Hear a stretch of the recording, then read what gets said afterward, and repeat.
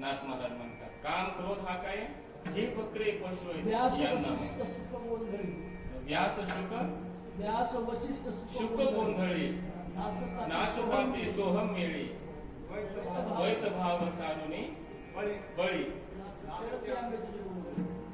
खेळते आंबे तुझे गोंधळी हे सगळे गोंधळी आहेत आणि यांनी अंतःकरणातले विकार मारलेले आहेत. जरा शुद्ध बुद्धी ठेवली पाहिजे, सद्बुद्धी असली पाहिजे, सद्विचार असले पाहिजे, अंतःकरणातले कुविचार गेले पाहिजे.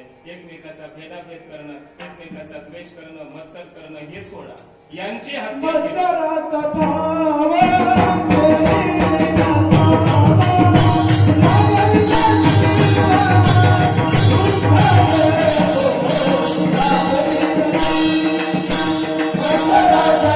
सोडा म्हणतात संत.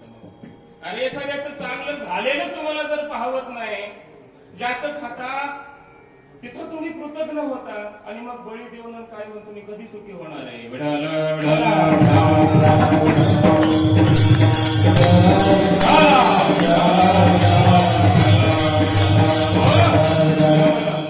पवित्र बनवा, अंतःकरणातले विकार नष्ट करा. हा परमार्थ आहे, त्यानं देव प्रसन्न होणार आहे.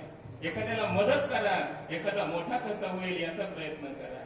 एखादा मागं राहत असेल त्याला काही 4 पैसे द्या, त्याच्या मुलीचं लग्न लावण्यासाठी मदत करा. एखादा मित्र आपला आहे मागं पडलाय त्याला सोबत घ्या. असं काही तुम्ही एकमेकांना सहाय्य करत असाल, मदत करत असाल तर देव तुमच्यावर प्रसन्न होणार आहे. एखाद्याला मारूनच त्याचा बळी घेऊन देव प्रसन्न होत नसतो, कधीच होणार नाही. आणि जर होत असेल एखादा देव तर तो देव नाही.